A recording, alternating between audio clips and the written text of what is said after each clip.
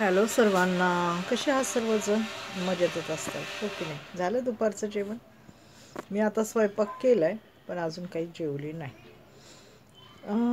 म्हातारपण झालं ना की माणसाला कोणाच्या तरी आधाराची गरज असते. आता तुम्ही म्हणताल आम्हाला तर नाही आहे, आता काय करायचं, नवरा मेला, लेकरं बाहेर गावी आहेत. असंच असतं. माणूस म्हातारं होतं ना तेव्हा सगळी नाती बाजूला होत राहतात.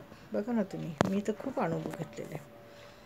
आणि जसं तरुणपणात सगळी नाती एकत्र म्हणजे नातेवाईक येतात ना, असं म्हातारपणात कोणी नसतं सहारा द्यायला. एखादीच व्यक्ती कोणीतरी आपल्याला अशी भेटते की ती आपल्याला नेहमी आपल्या जीवनामध्ये सहारा बनते. जर मुलगा आणि सून व्यवस्थित असले आणि त्यांचा जर आधार असला ना, तर जीवनात माणसाला बरं वाटतं, म्हणजे चांगलं वाटतं की चला माझी सून कमीत कमी मला 3 टायमाला जेवण तर देते. आणि जर नसेल तर मग काय फायदा, नाही का? म्हातारपणात माणूस टेन्शन येतं. असं वाटतं की अरे कोण आहे आपलं, नाही का, हक्काचं माणूस कोण करणार आपलं, आपण जास्त आजारी पडलो तर कोण करणार, असं वाटतं. पण असं विचार करू नका, देव सर्वांना सांभाळत असतो.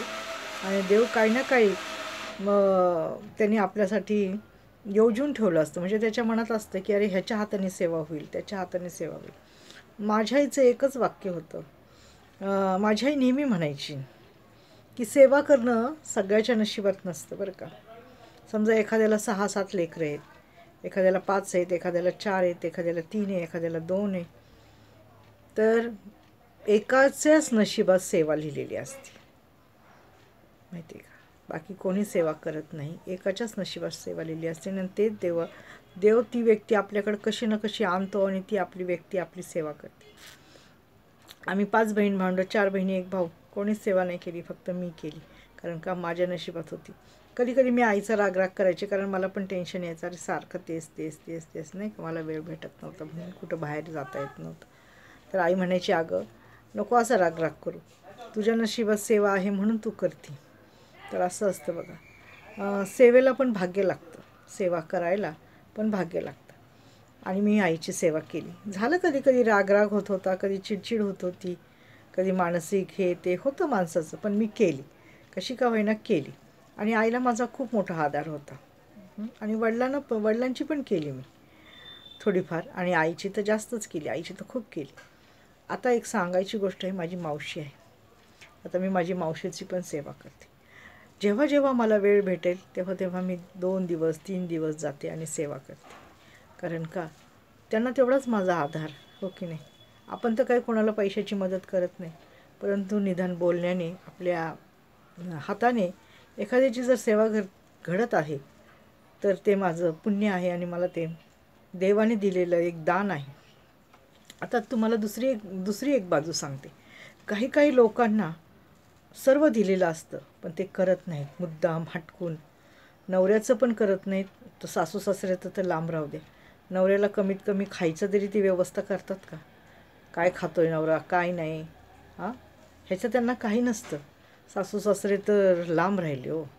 मी काय म्हणते, स्त्रीच्या जातीला नवरा, सासू सासरे, आई वडील, कमीत कमी ह्यांचं तरी भान पाहिजे की आपण जन्मात आलेलो आहे, आपण काहीतरी कोणासाठी केलं पाहिजे, माहिती आहे का?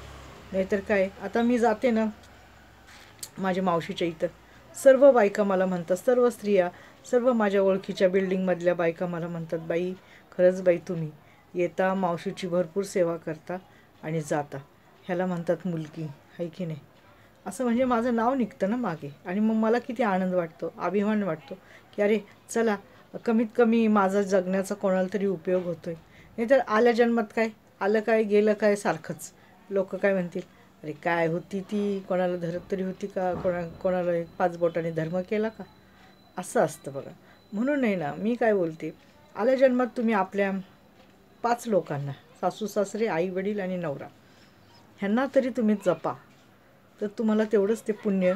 आणि तुम्हाला एक माणुसकी ही दाखवायची असेल ना, ती आपल्या लोकांनाच दाखवायला. बाहेरच्या लोकांना तुम्ही किती माणुसकी दाखवा, ते काय तुमचं नाव घेणार नाहीत, माहिती आहे का? धन्यवाद.